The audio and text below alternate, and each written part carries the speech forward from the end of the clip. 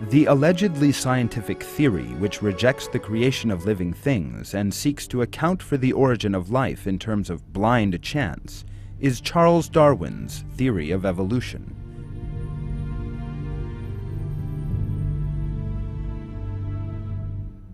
Darwin set out his theory in the book The Origin of Species, published in 1859.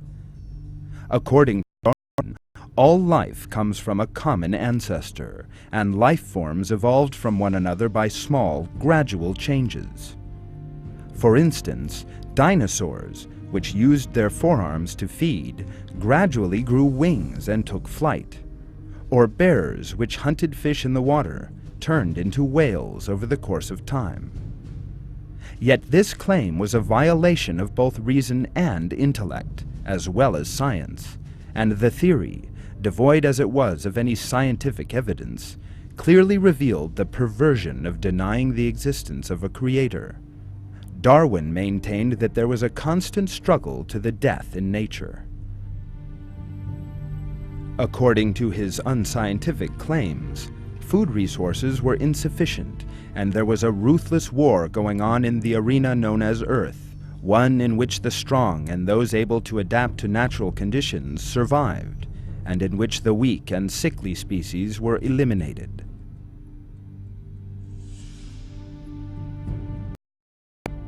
The concept of conflict, which can be seen in the subtitle to The Origin of Species, the preservation of the favored races in the struggle for life, was one of the foundation stones of the theory of evolution. According to Darwin, individuals which possessed advantages in this struggle for life would survive and multiply. These advantageous differences would thus combine and give rise to new features, new organs, and new species. The fact that this claim of Darwin's is a totally imaginary one would only later be revealed by means of advances in the field of science. On close inspection, the evolutionary process that required that for a living species to survive, each individual stage had to give rise to a more advantageous physiological structure than the one preceding it. That meant that the theory of evolution rested entirely upon the assumption that living systems would be reduced to minute but advantageous steps. Useful features would be chosen by the mechanism Darwin referred to as natural selection, and non-useful ones would be eliminated and disappear. In this way, beneficial small changes accumulating over the course of time would in the long term lead to one species turning into another. For Charles Darwin, natural selection explained the appearance of design without a designer. There was no longer any need to invoke an intelligent cause for the complexity of life. In effect, natural selection became a kind of designer substitute. This claim, however, could never account for exceedingly complex organs and systems, which are incapable of developing by degrees, and which cannot be irreducibly complex organs and systems that will cease to have any function in the absence of any one of their components, deal a serious blow to the theory of evolution. That is because it is impossible to propose that an organ that will not function in the absence of even the smallest of its components evolved gradually through a series of minute changes. Charles Darwin was aware of this and wrote in his book The Origin.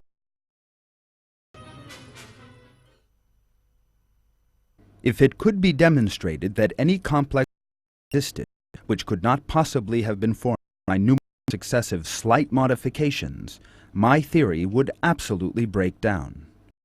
But I can case.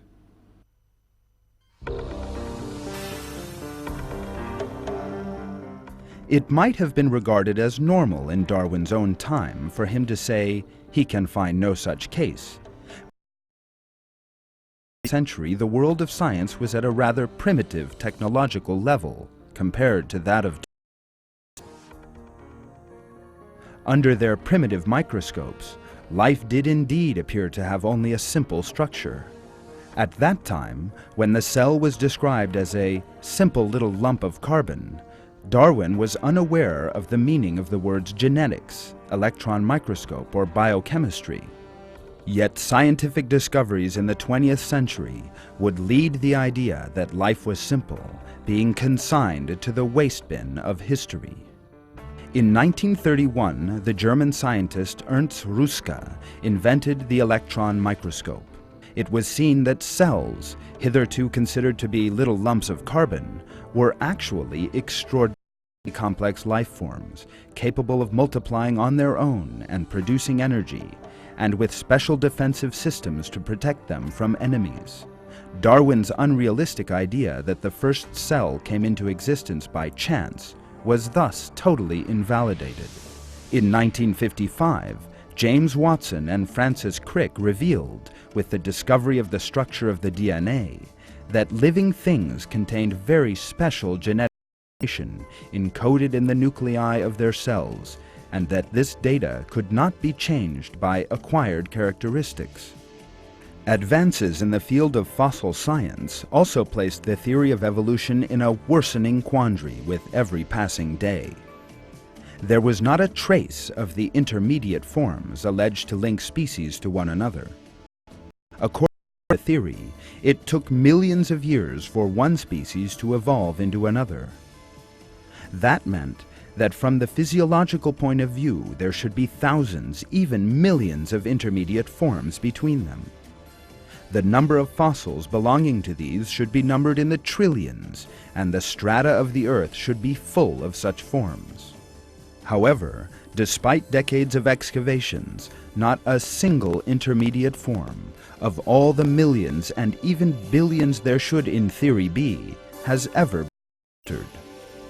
Today, speculation continues with regard to just a few fossils, and all of these have in any case been proven not to be intermediate forms, but rather particular and extinct specimens.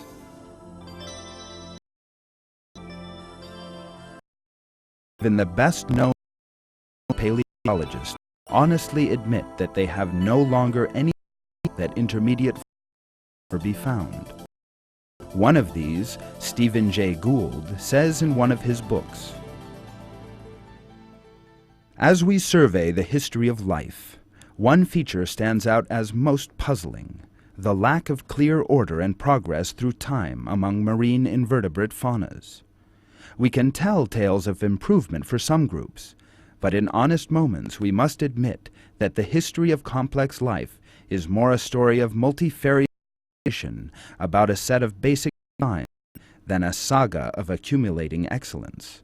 The eyes of early trilobites, for example, have never been exceeded for complexity or acuity by later arthropods. Why do we fail to find this expected order?